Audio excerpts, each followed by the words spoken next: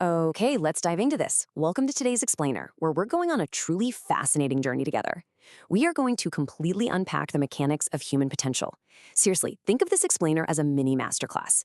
We're going to take you all the way from those massive existential questions, the ones about your life's ultimate purpose, right down to the incredibly practical, everyday tools you can actually use to solve problems when you inevitably get stuck.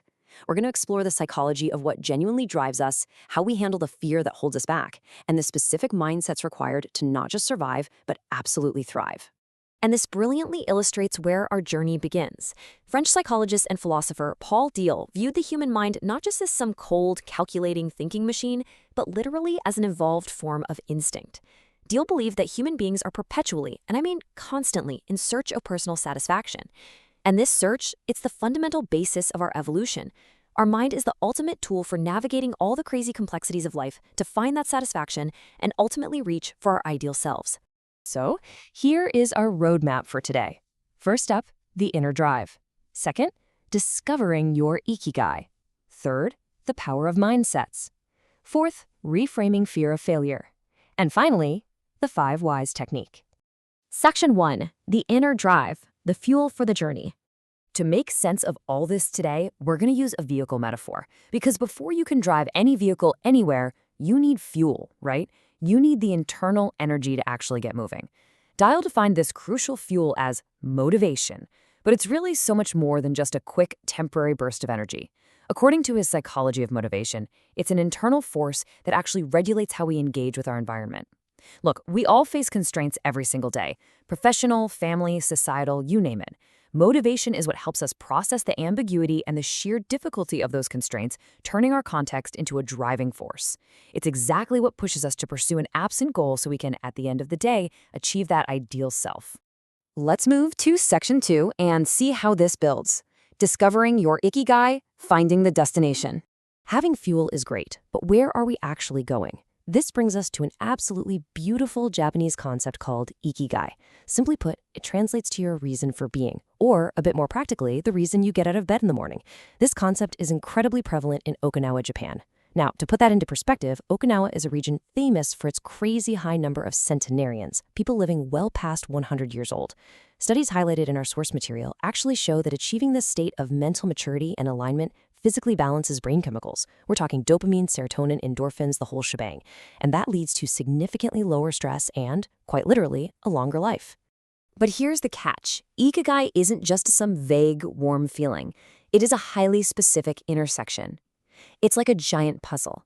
To find true Ikigai, you need to find the overlap of 4 distinct elements: what you love doing, what the world genuinely needs, what you can actually be paid for, and what you are exceptionally good at. True Ikigai requires honest self-expression without any hesitation. It hits when your actions become a completely natural extension of who you are, sitting perfectly right there at the center of those 4 pillars. Now, if you're listening to this and struggling to find your own destination, our sources suggest asking yourself a couple of really pointed diagnostic questions to cut through the noise. First, what would you do if you had endless wealth and money was simply no longer an object? Or, on the flip side, and this one is heavy, what would you spend your time doing if you only had 6 months left to live? These questions are amazing because they strip away all those external pressures and expectations, helping you locate your true internal Ikigai. Section 3, the power of mindsets, building the engine. Okay, so we have our fuel and we have our destination. To actually reach that destination, we need a reliable engine. And your engine, well, that is your mindset. Because let's be honest, the biggest barrier between you and your Ikigai is very often your own psychology. Now, what's really interesting here is the stark contrast between these 2 psychological states, which were famously popularized by psychologist Carol Dweck. A growth mindset sees your natural traits and abilities simply as a starting point. It's highly proactive. A fixed mindset, on the other hand, believes your intelligence and talents are totally locked in at birth. People stuck in a fixed mindset are constantly trying to protect their ego and prove their worth. And because of that, they become absolutely terrified of rejection and failure. But mindsets don't exist in a vacuum, right? As one of our sources examining global quality of life points out, adopting a growth mindset is significantly easier when you are actually supported by a secure environment. For instance, looking at the UAE's high quality of life, which is characterized by safety, advanced modern infrastructure, and a highly tolerant, diverse culture, That environment actually provides the psychological safety net people need. Think about it. When you feel fundamentally secure and supported by your environment, you are so much more willing to take the bold risks required to actually grow. Section 4. Reframing fear of failure, navigating roadblocks.